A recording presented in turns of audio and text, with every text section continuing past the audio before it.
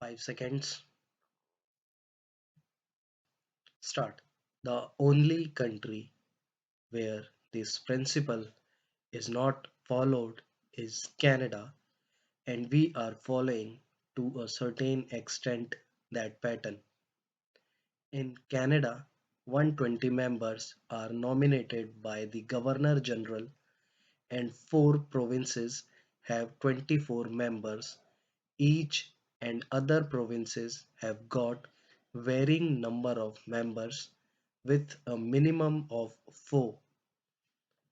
We have to a certain extent followed the pattern of Canada, and because we have accepted the principle of both nomination and indirect election, and also the principle of not having uniform representation. Our principle has been to provide one representative for every additional 5 million of the population and one for every additional 2 million or part thereof. Why I am objecting and asking for an amendment and asking this House to consider the necessity of changing the present structure. I will just now come to that.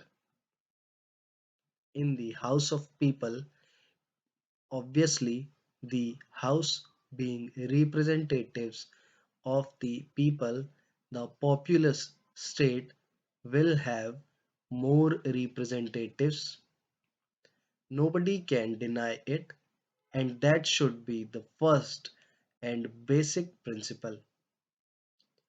But unless there is another chamber where the smaller states may feel that they are not overwhelmed by the populous states, I think to a certain extent a situation may arise someday when the smaller states may feel that their problems are not being discussed in the proper perspective as it should be discussed.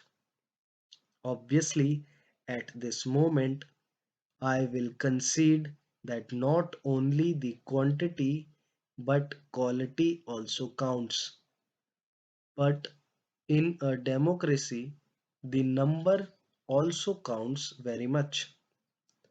Nobody can deny, and in fact, this is one of the reasons probably which prompted all other federal democratic countries like the United States, Russia, and Switzerland to have uniformity of number representing their states. In the United States, we find that the Senate and House of Representatives try to strike a balance of conflicting interests through different compositions conflicting with one another. For example, in the United States, we find that they have got 8 farming states, and these states have 47 representatives in the House of Representatives, whereas there are industrial states and the number of their representatives in the House of Representatives is 174.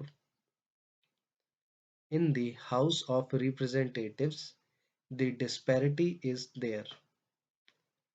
The industrial states may have a dominating voice, and much more time may be taken in discussing the industrial matters, but that has been balanced in the upper house. I feel we should also have a fresh view as to whether The composition of the Rajya Sabha should be changed because of this first principle alone. This should be considered very carefully. Stop.